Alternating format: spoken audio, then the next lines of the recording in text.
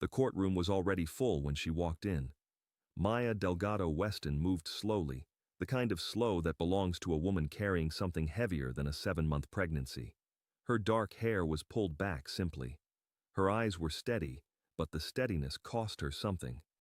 You could see it in the way she pressed one hand against her belly as she took her seat. A quiet act of protection, a mother's instinct kicking in long before the gavel ever did. Her husband, Derek Weston, entered seconds later through the opposite door. He was tall, well-dressed, with the kind of confident stride that had probably served him well in every room he had ever entered. He adjusted his blazer as he sat, glanced at his attorney, and then, just once, looked across the aisle at his pregnant wife. He didn't look away in guilt. He looked away in contempt. That single glance told the courtroom everything. But it was Judge Judy who would make him say it out loud. The gallery was packed. Reporters sat with pens raised. Cameras blinked their red dots like alert eyes. The bailiff stood at the far wall, arms folded, expression neutral. Then the door behind the bench swung open and the room stood. Judge Judy entered. She walked the way she always did, without ceremony, without theatrics, just that particular kind of authority that doesn't need an introduction. She sat, adjusted her glasses, and opened the thick case file in front of her. For a long moment, she didn't speak. She read, and the room waited. Finally, she looked up, eyes sweeping the courtroom before settling briefly on Maya. And then, with calm precision, on Derek. "Let's begin," she said. "And I want the truth, not the version that makes you comfortable. The truth." No one moved. No one spoke. And somewhere in the silence, the real story was about to begin. The clerk read the case aloud, flat, official, unmoved by the weight of every word. Maya Delgado Weston, plaintiff, 7 months pregnant, seeking $18,000 in damages for medical expenses, emotional distress, and property destruction. The incident in question, a domestic altercation in which the defendant, Derek Weston, deliberately sprayed the plaintiff with a bottle of industrial-strength bleach cleaning solution inside their shared home. The resulting chemical exposure required emergency hospitalization and 3 days of observation for the plaintiff and her unborn child. The room stirred. Judge Judy's pen moved once across her notepad, then stopped. "Ms. Delgado Weston," she said, not unkindly, "you are 7 months pregnant and still present in this courtroom. That tells me one of two things. Either this case means everything to you, or you have no one else to fight it for you." Maya lifted her eyes. "Both, Your Honor."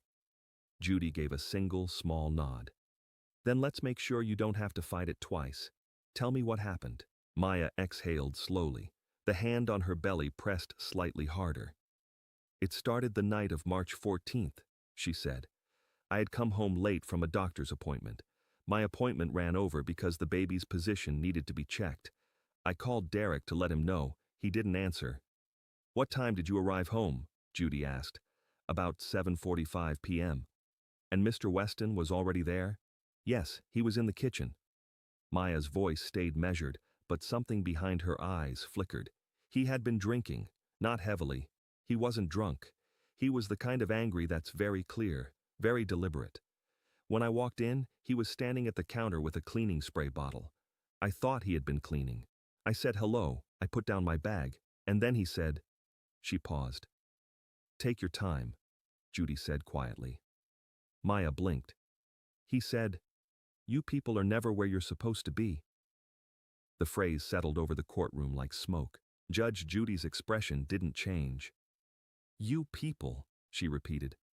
"What did you understand that to mean?" Maya met her eyes. "He has said it before, many times. He means people like me, Mexican, brown, immigrant family. He said it about my mother, about my cousins. The first time he said it, I asked him what he meant, and he laughed and said I was being sensitive. But I knew. The way he said it, it always meant the same thing." The courtroom was very still. Derek, across the aisle, shifted in his seat and whispered something to his attorney. His attorney placed a hand on his arm. He settled. "Continue," Judy said. I told him I had been at the doctor. I showed him the appointment reminder on my phone. He took the phone out of my hand, just grabbed it, and looked at it, and then he put it down and said, "You should have been home making dinner instead of letting those people poke at you all day." And I said, "Derek, the doctor is checking on our baby. Our baby." And he said, her voice dropped for just a moment. He said, "That baby's a Weston, and Westons don't need to be fixed by anyone." Judy tilted her head, listening. And then he picked up the spray bottle, and he sprayed it directly at my face. The audience erupted. The bailiff raised his hand. Silence fell. Judy's gaze didn't move from Maya. What was in the bottle? Industrial bleach cleaning solution. The kind you use on floors, not diluted. And it made contact with your face? My face, my neck, my hands when I tried to block it. I was screaming. I ran to the bathroom to flush my eyes. He was still talking, yelling behind me, saying I was overreacting, that it was just cleaner, that I always make everything into a problem. Her voice cracked. Once, then steadied. I called 911 from the bathroom floor. Judge Judy turned to Derek Weston. The shift in her attention was like a searchlight changing direction. "Mr. Weston," she said, "your turn. Tell me what happened from your perspective." Derek leaned forward, arms resting on the table, the picture of composure. He had clearly rehearsed this. "Your Honor, first I want to say that I love my wife. I love our child. What happened that night was a misunderstanding that got blown completely out of proportion." "Misunderstanding," Judy said. "Yes, I was cleaning the kitchen. The floors had not been done in a week, and Maya had been at appointments all day, so I took it upon myself to clean. When she came in, I was mid-spray. I turned around. The bottle was still in my hand. It was an accident." Judy looked at him over her glasses. "An accident? Completely accidental, Your Honor. There was no intention. I would never intentionally spray my pregnant wife. That's insane. And the phrase, 'you people,' is that accidental too?" A pause, short but visible. Derek's jaw tightened. "That's taken out of context." "Then give me the context," Judy said, "because I'd love to hear the context in which 'you people' is not what it sounds like." Derek glanced at his attorney. "I was frustrated. It was a long day. People say things they don't mean when they're frustrated." "People say things they don't mean," Judy repeated, her voice soft as a blade. "Is that your defense for racism? Inconvenience?"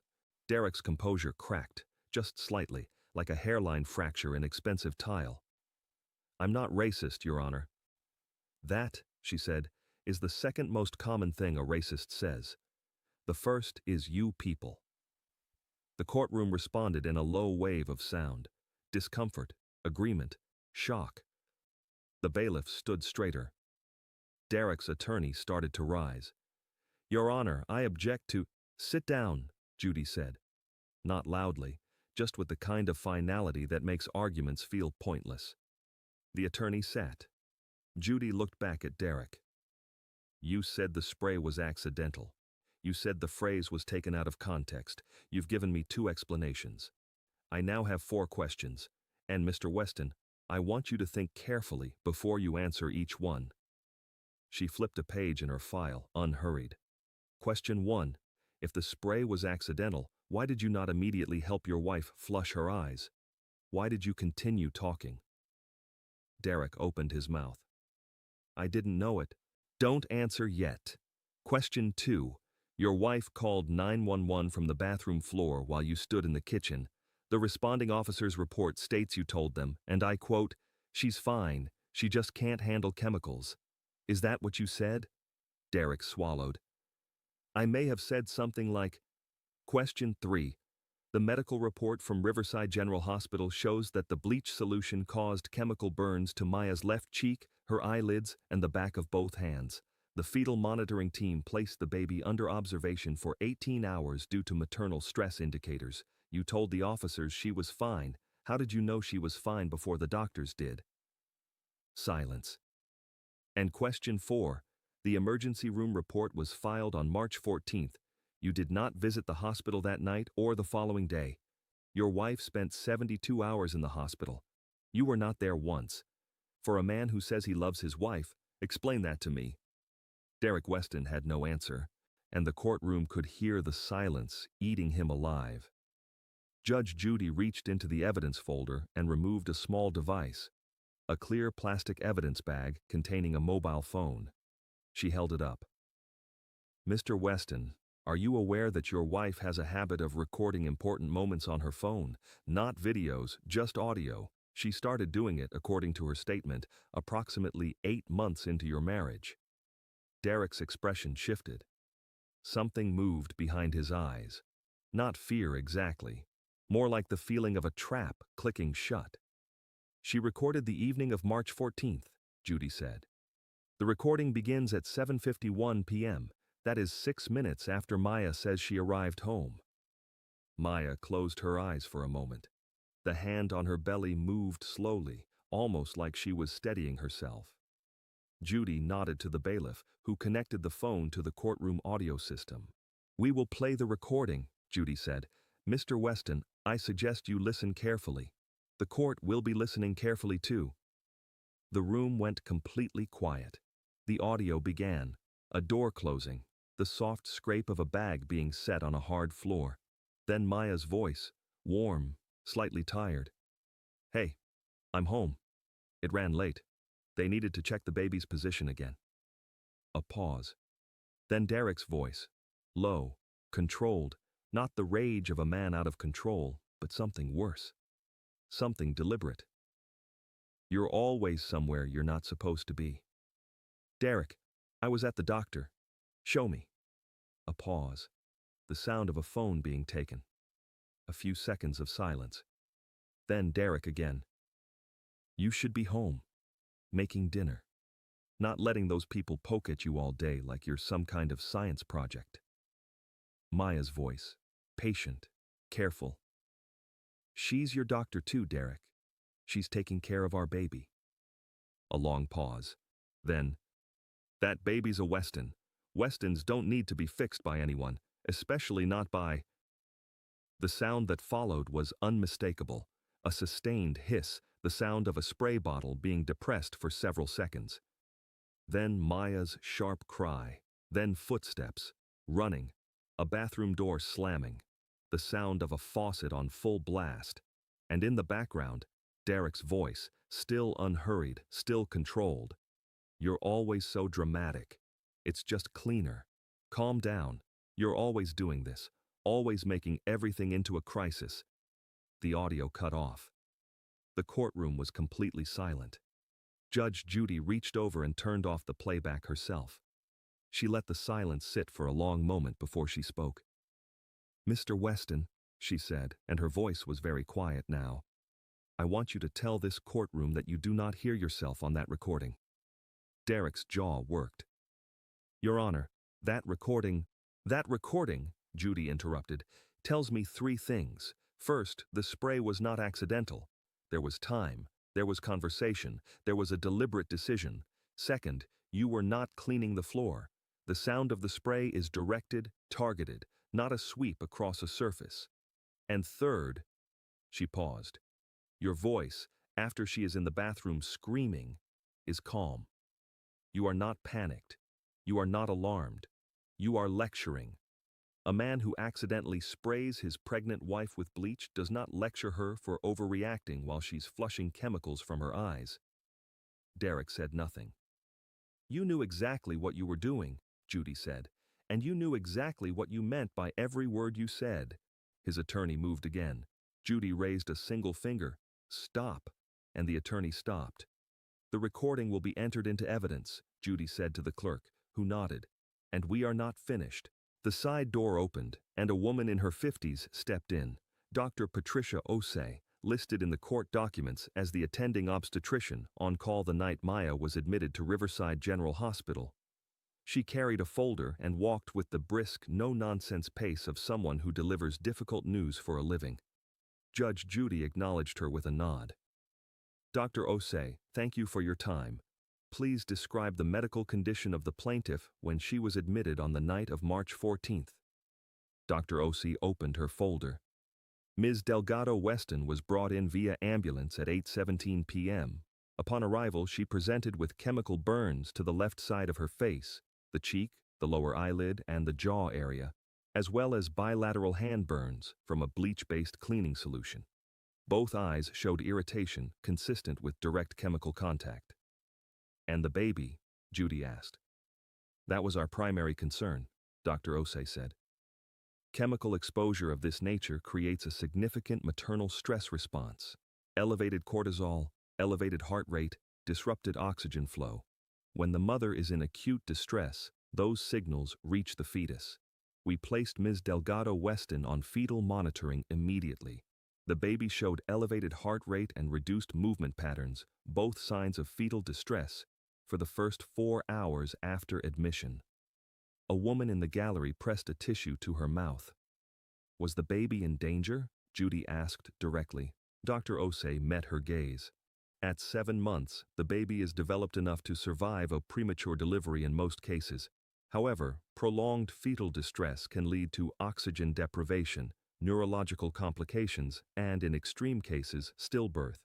We kept Ms. Delgado Weston under full monitoring for 72 hours precisely because we needed to ensure the situation had stabilized." "And it did stabilize?" "Yes. By the 3rd day, both mother and baby were showing normal indicators. But, and I want this court to understand, we were fortunate. If the exposure had been more prolonged, or if Ms. Delgado Weston had not flushed her eyes immediately and called emergency services, the outcome could have been very different." Judge Judy looked at Derek Weston. He was staring at the table. "Mr. Weston," she said, "do you understand what that means? Your child was in distress for 4 hours. Your wife spent 3 days in hospital, and you were not there." Derek's attorney started to speak. Judy looked at him with an expression that made words seem unnecessary. He closed his mouth. "Dr. Osei," Judy said, "one more question. In your professional experience, and I understand you cannot make legal determinations, but in your medical experience, is this consistent with an accidental exposure?" Dr. Osei paused, choosing her words precisely. "Accidental chemical sprays to the face typically involve a single, short burst, not the sustained exposure pattern I observed in this case. The distribution of the burns, concentrated on the left cheek, jaw, and eyelid, suggests a directed, sustained contact, not a spray that ricocheted or bounced. In my professional assessment, the exposure pattern is consistent with deliberate, proximate spraying." Judy nodded once. "Thank you, doctor." Dr. Osei stepped down. In the gallery, someone whispered something. The person beside them didn't respond. They were all watching Derek Weston, who had not looked up from the table. The second witness surprised the courtroom. Her name was Rose Ferreira, late 60s, compact and white-haired, with the kind of face that had watched many years of the world go by from a kitchen window. She lived next door to Derek and Maya Weston. She had submitted a written statement, and when Maya's attorney reached out to ask if she would appear in person, she had said, without hesitation, yes. "Ms. Ferreira," Judge Judy said, "how long have you lived next door to the Westons?" 3 years, Rose said, her voice clear and direct. "Since before they were even married. I watched Maya move into that house with 2 suitcases and a smile that could light up a room. I used to wave to her every morning when she left for work." "And when did the smiling stop?" Judy asked. Rose pressed her lips together for a moment. "Gradually. The way these things always go. The first year, she'd wave back. Second year, she'd wave, but not smile. By the 3rd year, she stopped looking up at the window altogether."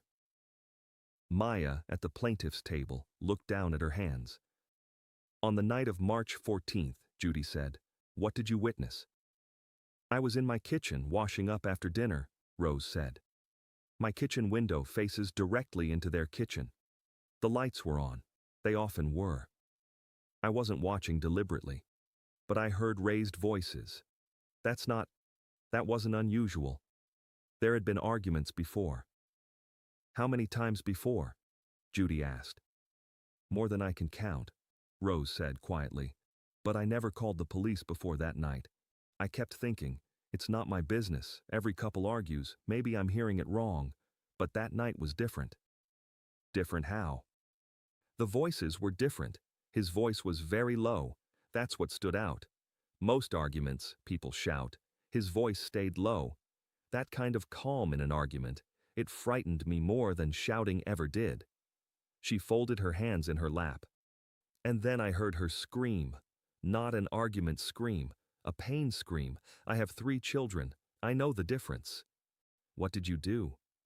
I called 911, Rose said. I told them my neighbor was screaming and I was frightened for her. They said a unit was already responding. Apparently Maya had already called from inside. I stood at my window until the ambulance arrived. She paused. I watched him come out of the front door while they were loading her onto the stretcher. He was on his phone. The room stirred. He was on his phone, Judy repeated, making sure the room absorbed it. Yes, Your Honor. He waved, actually waved, at the paramedics like he was seeing someone off on a trip, and then he went back inside. Rose's voice, for the first time, carried something harder than sadness. Maya looked back at the house as they put her in the ambulance, just once, and the look on her face, she stopped. No woman should look at her own home that way. Judge Judy was quiet for a moment. Ms. Ferreira, she said, have you ever heard Mr. Weston make comments about his wife's background or heritage? Rose nodded slowly. Through the window, sound travels in that neighborhood. I've heard him use words. Words I won't repeat here, Your Honor, but words that don't belong in a marriage. Words that don't belong in any decent person's mouth. Did Maya ever respond to those comments? The first year, she would argue back. I could hear her trying to explain herself, defend herself. By the second year, she mostly went quiet. That's what it does to people, Your Honor. Eventually, they stop fighting back. Not because they believe it, but because they're tired. Judge Judy looked at Maya. How tired are you, Ms. Delgado Weston? Maya lifted her eyes. I'm done being tired, she said. That's why I'm here. The simplicity of it silenced everyone. The clerk placed a printed document on the bench, 47 pages of text message records subpoenaed from Derek Weston's carrier as part of the evidence submission. Judge Judy did not read them all. She had already read them. She had marked specific passages in yellow, and now she flipped to the first marked page. Mr. Weston, she said, I am going to read some messages aloud. These are from your phone to your wife's phone. I want you to confirm they are yours. Derek looked at his attorney. The attorney gave a slight nod. There was no denying what was in the carrier's records. Fine, Derek said. Judy adjusted her glasses. February 2nd, you wrote to Maya, tell your family to stop calling here. This is an American household. She looked up. Confirm? Derek said nothing for a moment. I might have, yes. February 14th, Valentine's Day, Mr. Weston. You wrote, if you want to celebrate, celebrate the right way, not that whatever you call it your mother does. A low murmur from the gallery. February 28th. You need to speak English in this house. Not whatever language you use with your cousins. We're not in Mexico. She paused. For the record, Maya's family is from El Salvador, not Mexico, but apparently to Mr. Weston, the distinction was not worth making. Derek's jaw tightened. Your Honor, those are private messages.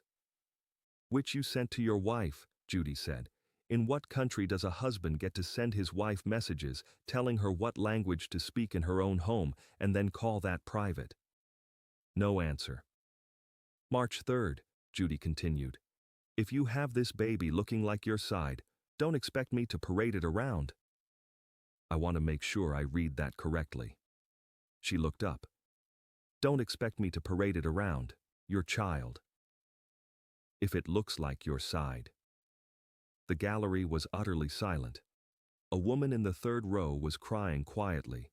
Maya sat perfectly still, one hand on her belly, eyes straight ahead. She had heard these words before. They were not new. What was new was hearing them read aloud, in a room full of people, by a judge who did not look away. Judge Judy set the document down. "Mr. Weston," she said, her voice completely calm, "I have now heard your recorded voice, seen your wife's medical records, listened to your neighbor, and read your messages. You have told this court repeatedly that you are not racist. You have said it was accidental. You have said it was out of context." She paused. "I want to ask you something different now. Not about the law, not about the money, something simpler." Derek looked at her, wary. "Why?" she asked. "Did you marry her?" The question was so unexpected that the entire room seemed to inhale at the same moment. Even Derek's attorney looked up. Derek blinked. "Why did I—" "You heard me. Maya Delgado Weston. Why did you marry her?" He shifted. "Because I loved her." "When did that change?" A long pause. "It didn't," he said. But the words were hollow, and the room heard the emptiness in them. Judge Judy leaned forward. "You wrote to your wife that you didn't want to parade your child if it looked like her side of the family. You told her to stop speaking her native language. You sprayed bleach into the face of your 7 months pregnant wife and then called her dramatic for screaming." Her voice remained precise, controlled, every syllable placed with care. "Tell me, Mr. Weston, what exactly does love look like to you? Because what I see looks like something very different." Derek's composure began to fracture. "You're painting me as a monster." "I'm reading your messages," Judy said. "You painted yourself." No one in the courtroom expected the next witness. The bailiff opened the side door and a woman entered. Mid-60s, silver hair, sensible shoes, and the kind of quiet dignity that comes from having kept quiet for too long and finally deciding to stop. She walked to the stand without looking at her son. Derek Weston's face changed when he saw her. "Mom," he said, and the single word contained a lifetime of warning. Carol Weston took her seat and looked directly at Judge Judy. "Mrs. Weston," Judy said, "you are the defendant's mother. You requested to give testimony in this proceeding. That is unusual. Why are you here?" Carol folded her hands. "Because my son has been lying," she said, "and I raised him to know better." The room erupted, voices, gasps, camera clicks from the press section. Judge Judy's gavel struck once. Silence. "Continue," Judy said. Carol took a breath. "Derek was raised in a household where, I'm not proud of this, certain attitudes were present. His father held views about people of other backgrounds, specifically Mexican, Latino, Black, anyone he considered not American. I didn't fight those views the way I should have. I was quiet when I should have spoken. I told myself it was his father's business, not mine." Her voice was steady, but her eyes were fixed on a point above the judge's head, the way people look when they're ashamed and determined at the same time. Derek absorbed those views. I watched him absorb them, and I did nothing. The room was very quiet.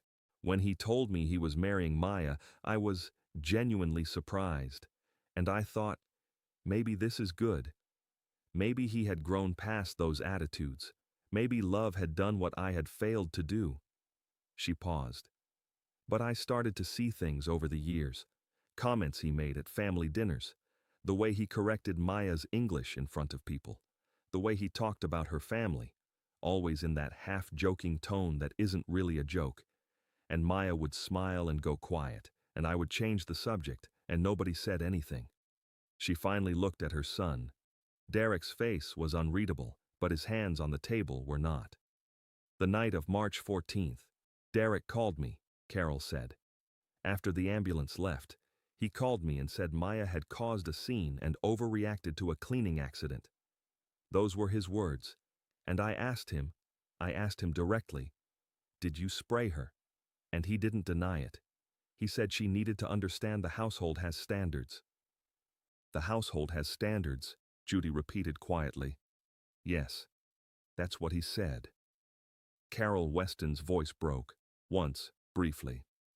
"Your Honor, Maya is a good woman. She is kind and patient, and she has loved my son far beyond what he deserved. She is carrying my grandchild. And what my son did to her, what he has been doing to her for years, it is wrong. It is deeply, unforgivably wrong.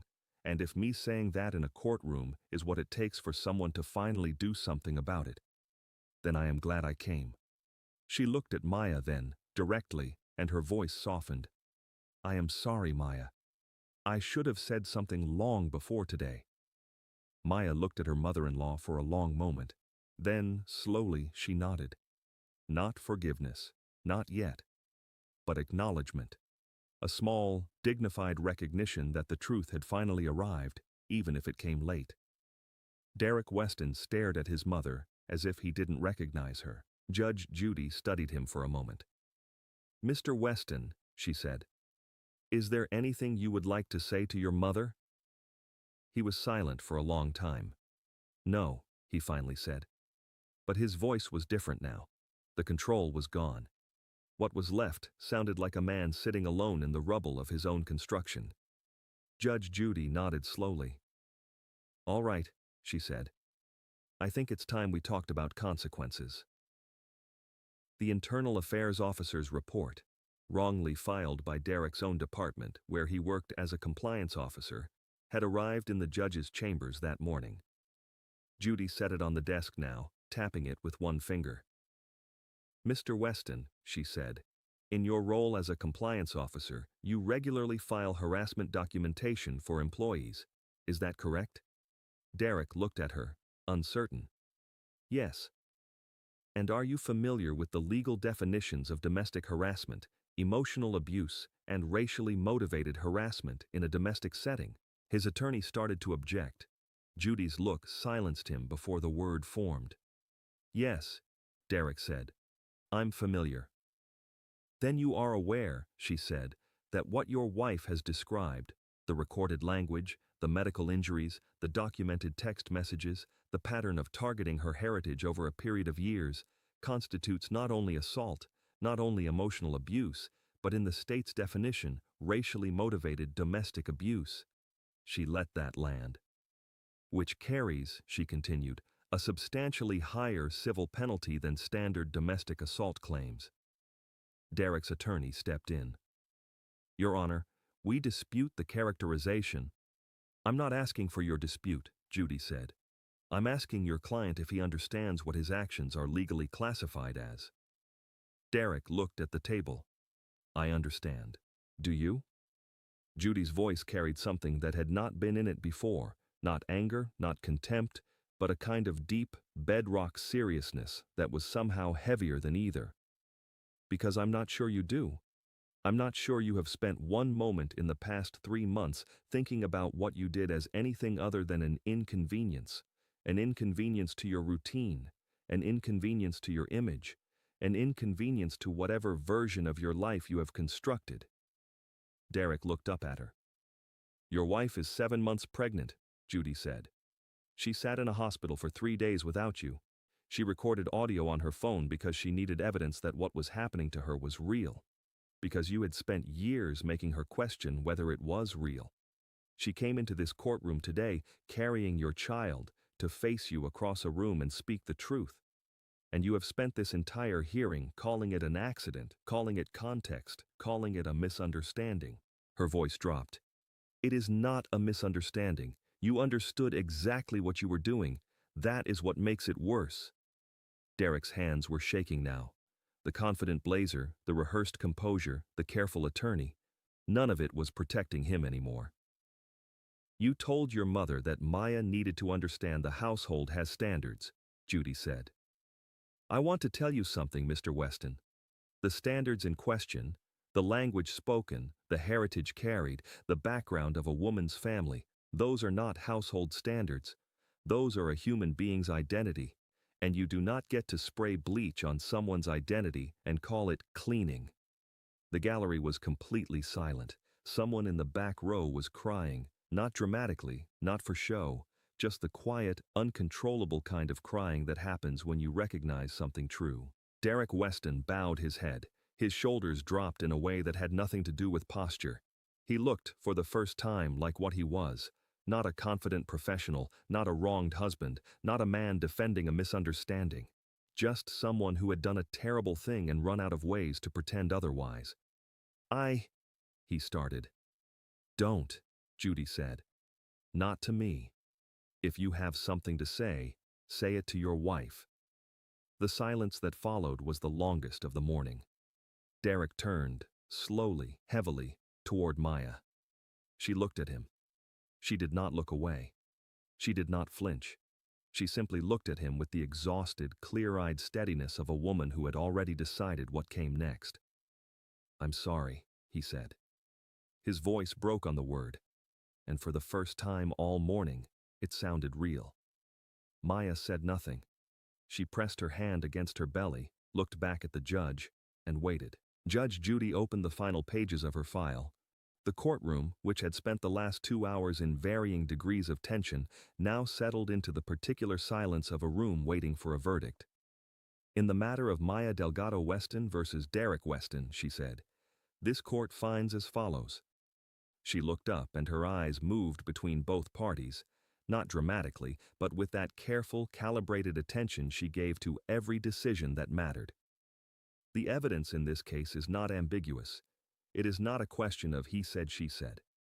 There is a recorded audio of the incident, a detailed medical report, consistent witness testimony, and 47 pages of documented written communication establishing a sustained pattern of racial targeting and emotional abuse within this marriage.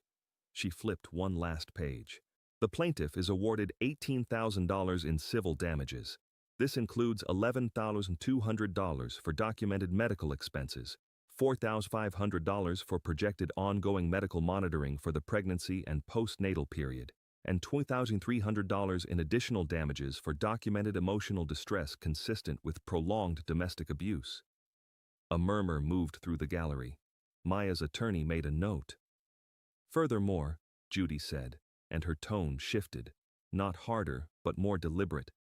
I am making a formal recommendation to the district attorney's office that the evidence from this case be reviewed for potential criminal charges under the state's racially motivated domestic violence statute. That recommendation will be accompanied by the audio recording, the medical expert testimony, and the subpoenaed text records. Derek went very still. This is a civil court, Judy said, and what I can do here has limits. What the criminal court does with that recommendation is not within my control. What is within my control is making sure this evidence does not disappear into a filing cabinet somewhere. She closed the file. Mr. Weston, you came in here today with a story. The story was that this was an accident, a misunderstanding, that your wife overreacts, that the words you used were out of context. You came in with a blazer and an attorney and the posture of a man who believes his version of events is the one that counts. She paused. And I understand why you believe that.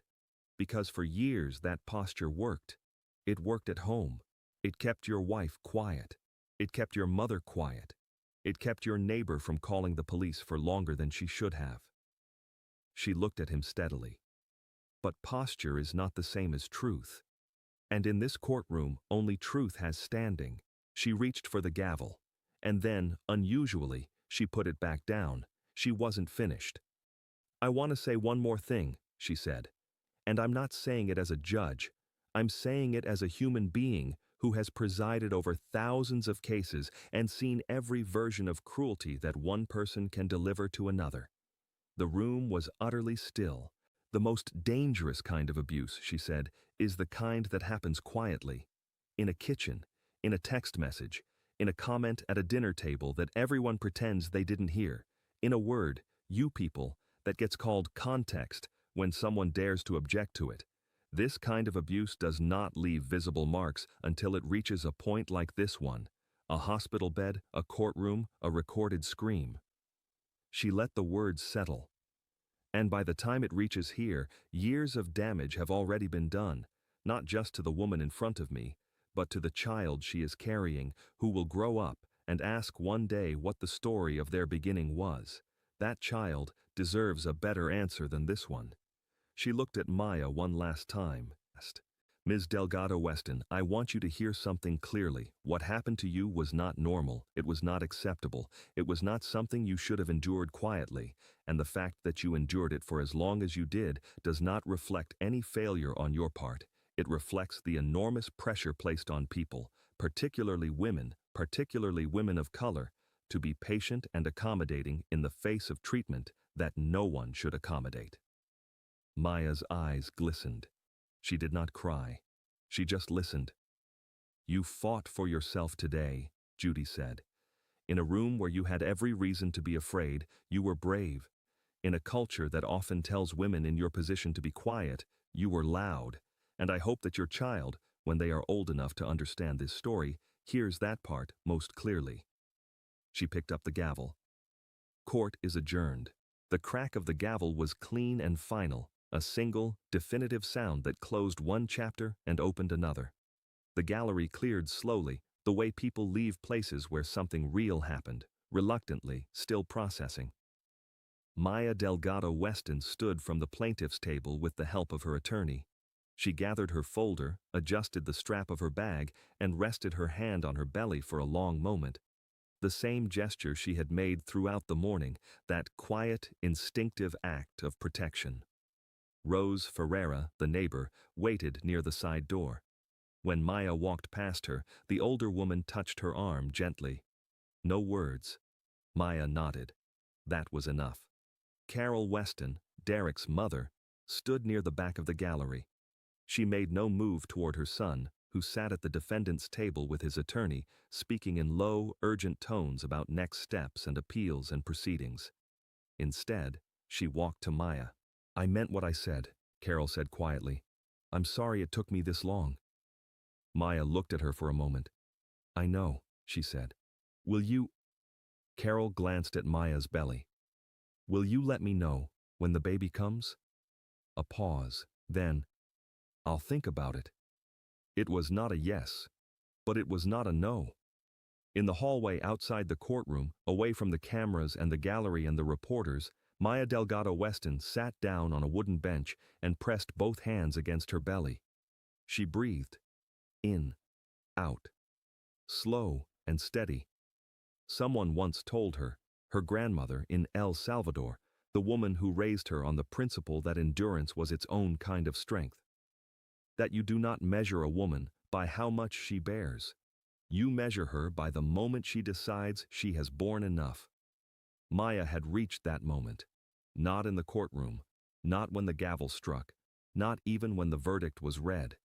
She had reached it on the bathroom floor of her own house at 7:51 p.m. on March 14th, cold tile beneath her knees and clean water running over her eyes, with bleach burning her skin and her baby moving inside her, and a voice, her own, saying into a cracked phone screen, "This has to stop." That was the real verdict. Everything else was just the world catching up to what she already knew. Abuse does not always look like a bruise. It does not always come with a raised voice or a clenched fist. Sometimes it looks like a casual comment at the dinner table, a text message that you tell yourself was not as bad as it sounded, a word, "you people," that someone calls a slip of the tongue, a spray bottle held in a hand that once held yours. The language of abuse is quiet before it is loud, and those who use it count on their victims staying quiet long after the damage is done. Maya Delgado Weston did not stay quiet, and that, more than any verdict, more than any ruling, more than $18,000, is the part that matters. If you are in a situation that feels like this story, speak to someone. You do not have to wait until it becomes a courtroom case. Help exists. You deserve it.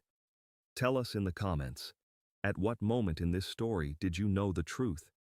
And would you have spoken up sooner?